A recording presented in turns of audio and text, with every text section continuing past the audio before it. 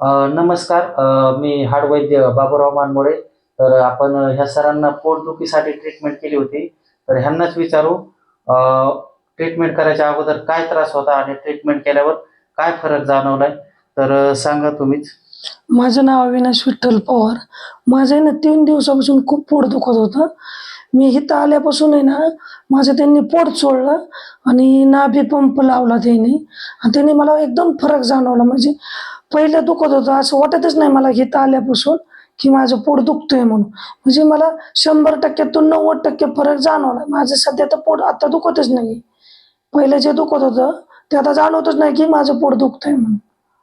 तर मित्रांनो, असे काही आजार असेल, पोटदुखी असेल किंवा नळ फुगले असेल किंवा गॅस असेल, ॲसिडिटी, असे काही आजार असेल, तर याच्यावर ट्रीटमेंट सोबत मी काही आयुर्वेदिक औषधं देतो.